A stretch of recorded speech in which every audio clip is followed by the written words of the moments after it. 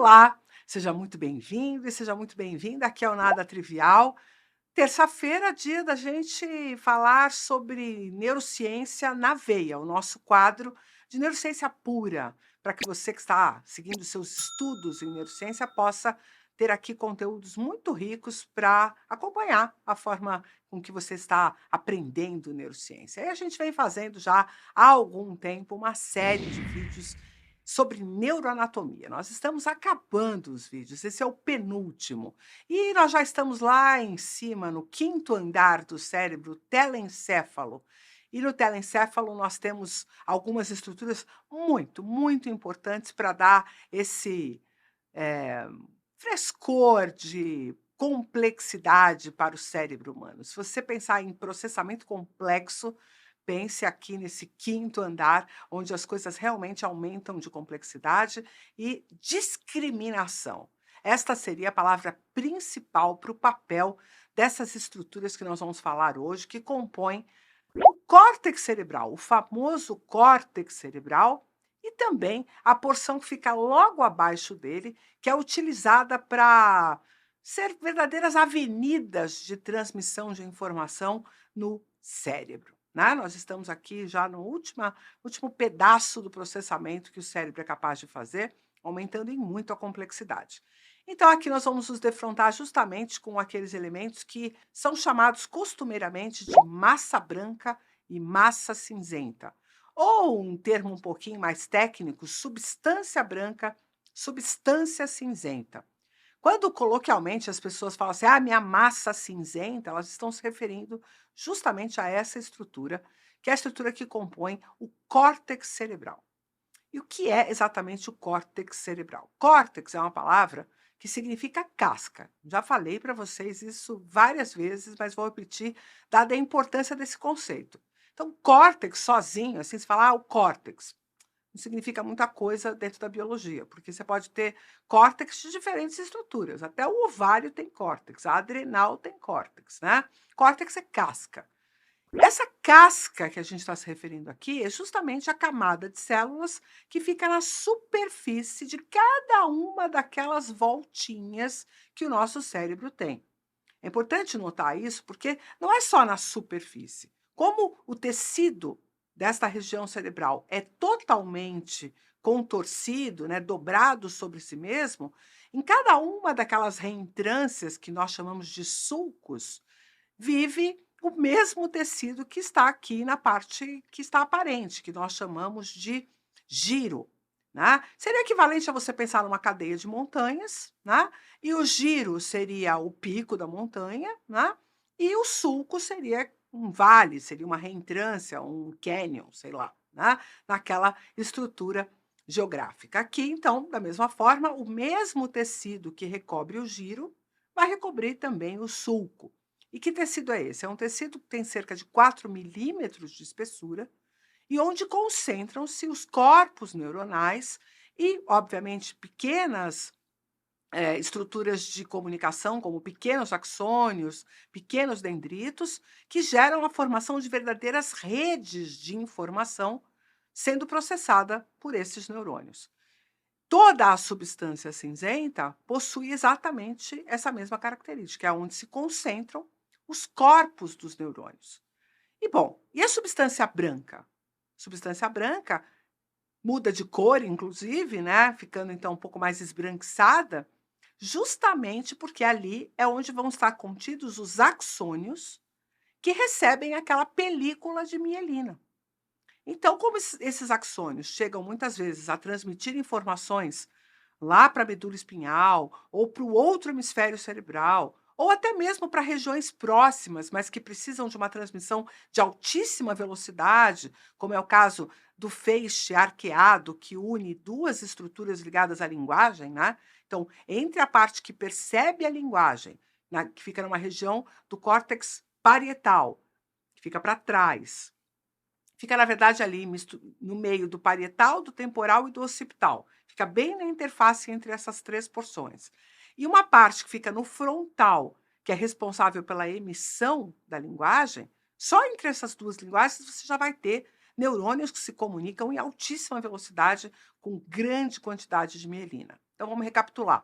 No córtex, na casquinha, ficam os corpos dos neurônios e, obviamente, várias teias de redes de informação que ligam esses neurônios entre si.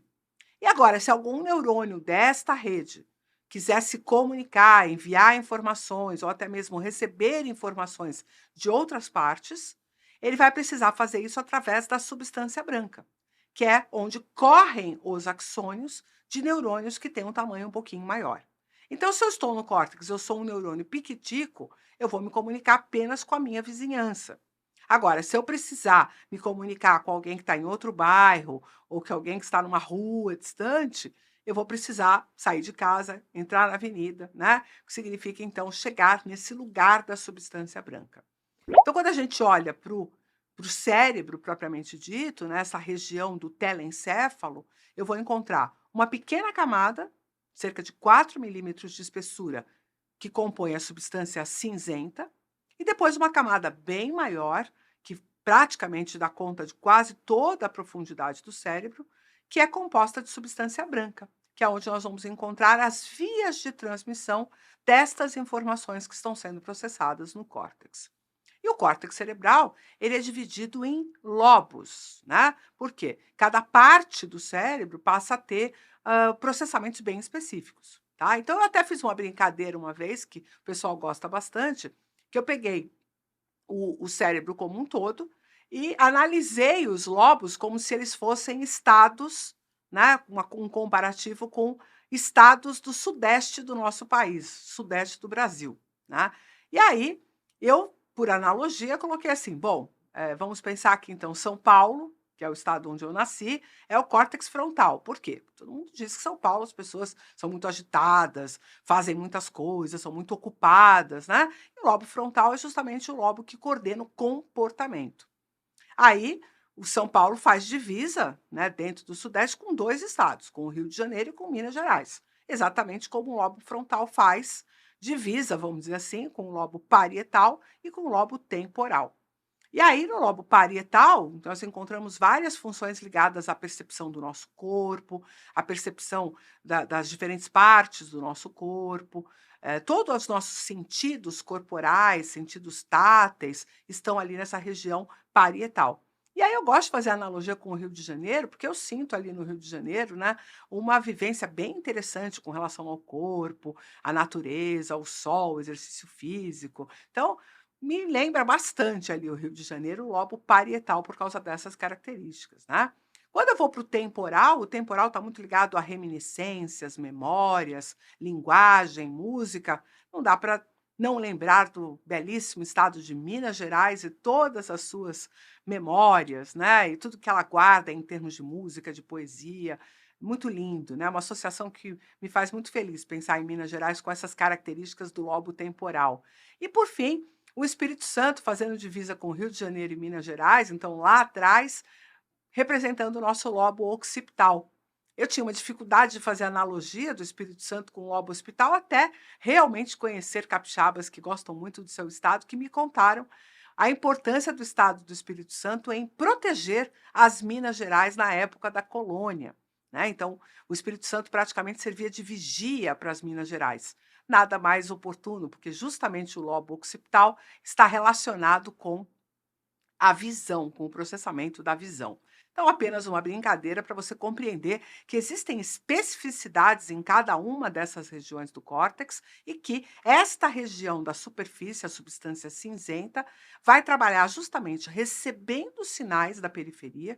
Então, vamos pegar, por exemplo, o caso do lobo occipital, que está ligado com a visão, esse que eu comparei com o Espírito Santo. Ele vai receber informações que vêm diretamente da retina, passando pelo tronco encefálico, ali na região dos colículos, e depois pelo tálamo, e depois já vai direto para o lobo occipital, onde ele será primeiramente interpretado, vai sofrer um primeiro processamento. Depois, em regiões também do lobo occipital, apresenta-se a área visual secundária, onde esses processamentos vão ser ainda mais elaborados e provavelmente o objeto ou aquilo que está sendo observado será identificado, caso você, obviamente, tenha tido experiências anteriores de aprendizado sobre aquele objeto, formando então um circuito de interpretação. E depois essas informações podem ser usadas em comparação com a informação de outras áreas para melhorar, por exemplo, a sua capacidade de compreender o que alguém está falando. Você já deve ter tido essa experiência, né? Se você, por exemplo, precisa de óculos, né? Você sofre de miopia e precisa de óculos para enxergar de longe.